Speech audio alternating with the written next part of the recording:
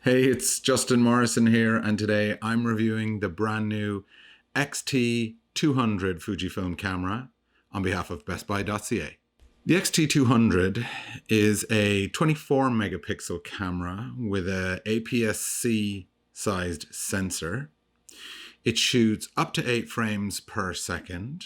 It has a maximum ISO of 12,800. And I have to say straight off the bat, be totally open and honest, I've always been a huge fan of Fujifilm mirrorless cameras. They were kind of an upstart manufacturer when mirrorless cameras were gaining traction, and they came out with some really great models. I always enjoyed the quality of their images. I think the sensors put out fantastic quality images. I love the clarity.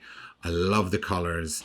And they've also had some neat little features, some creative filters that you can apply, some film simulation modes, which I know a lot of camera purists, a lot of photography purists really love. And you've always been able to convert raw images in camera using a variety of those different film simulation types. And this is something I've always enjoyed too. Fujifilm has generally kept up to speed with latest developments. They were quick to incorporate touchscreen LCDs, which the X-T200 has, and generally just a manufacturer that I have great respect for. All that being said, when I took the X-T200 out of the box, the first thing that struck me was that it's not quite as well built as some of the other X series cameras that I've reviewed in the past. The construction is plastic as opposed to metal. And straight away that kind of raised an eyebrow for me because, like I said, I've just always enjoyed the fact that Fujifilm cameras are solid and well built. Now, I think what this speaks to is the fact that Fujifilm is aiming this at photography enthusiasts rather than prosumers or professionals. This is a way to get Fujifilm technology into the hands of those who may not want to spend top dollar on their camera, but nonetheless want to get their hands on some of the great technology, some of the great image making capabilities that Fujifilm cameras have. In terms of performance, I have to say again, I found that the X-T200 came up a little bit shy of my expectations in the autofocus department. I did feel it was a little bit slipshod. It kind of rambled a little bit when it was looking for the focus. I found it hard to get it exactly where I wanted in the AF mode. There was another issue I had with the movie recording that it seemed to start and stop a little bit with a mind of its own. There were times when I didn't realize I'd pressed the record button and it started. There were times when I was recording and I couldn't get it to stop very easily. So there was a few issues that I had with the camera that made me think, oh, I'm not sure that Fujifilm has really stayed true to their principles of incredible quality and design. All that being said, everything that I've appreciated about X series cameras in the past is here in the X-T200. It does have the ability to make beautiful images. It does give you the opportunity to post-process your images in camera, which I've always enjoyed. It's great that the touchscreen flips all the way to the forward-facing position.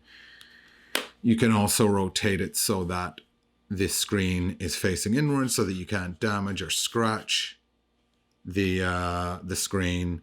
It has a beautiful viewfinder here, electronic viewfinder, which means that you can shoot with your eye to the camera, as a lot of photography purists such as myself like to do. But again, as you'll see here on top, with a lot of the other Fujifilm cameras, You get a lot of really nice manual controls on top, which let you choose your ISO or your shutter speed. And in this instance, you don't get those. So it's sort of a trimmed down version of the traditional X series top panel here. But you do get to choose your aperture here on the 35mm lens that I was provided with. And I always enjoy choosing, being able to choose that. That's a really cool feature. Again, that is something that I see on Fujifilm cameras and always makes me smile. I think for the price point, this is a good option for the camera enthusiast, someone who loves to take beautiful photographs. I think if you like to shoot video, I don't think you're gonna love this camera. I found the video it just didn't really perform brilliantly for me when it came to video. There was one point I was recording using the X-T200 to record a review of another camera, and it was attempting to somehow reframe the image, like to keep me centered or something in the frame, and it gave it this sort of funny handheld vibe, which didn't really work for me.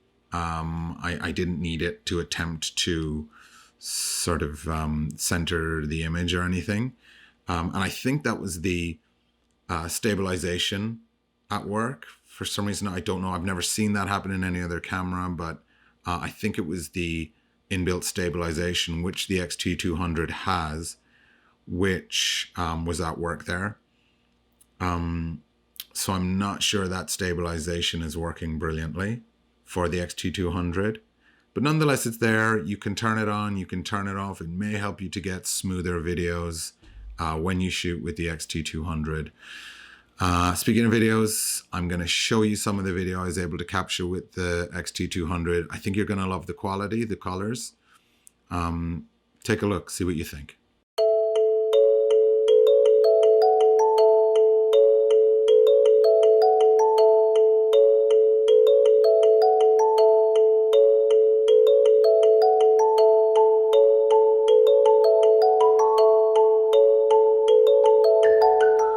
On behalf of the Best Buy blog, I'm Justin Morrison. Until next time, peace out.